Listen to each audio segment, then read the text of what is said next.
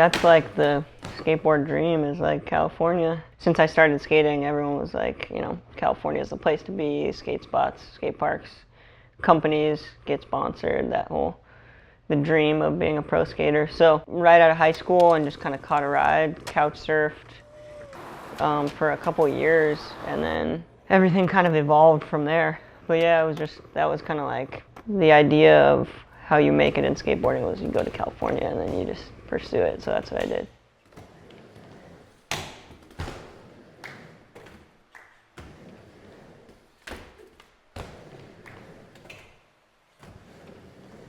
Yeah, it was like trans-roll videos, like Modus Operandi and IE. It was just like in that time.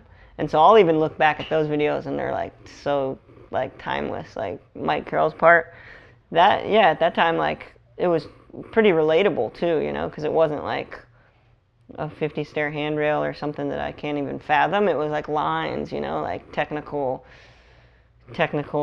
ledge lines and double sets and stuff that was relatable to the point where I thought like, whoa, in a couple years, like I could be, you know, getting close to this level if I skate really hard every day. And so probably 10 years ago when I was making a sponsor me video ish.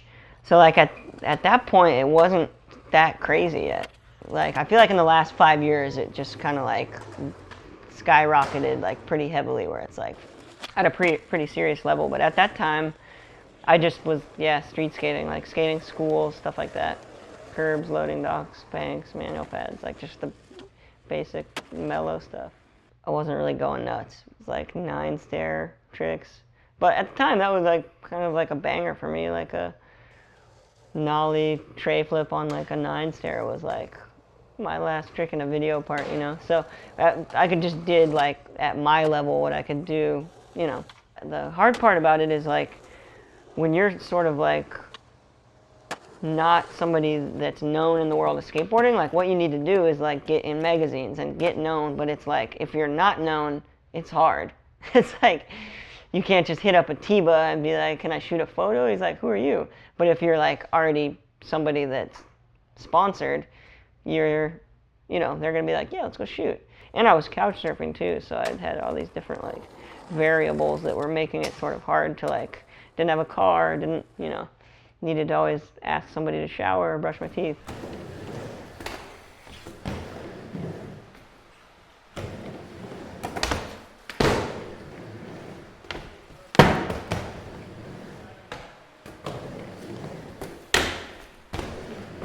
When you meet like a pro or somebody you've seen in a magazine, it's cool to like just see that they're normal.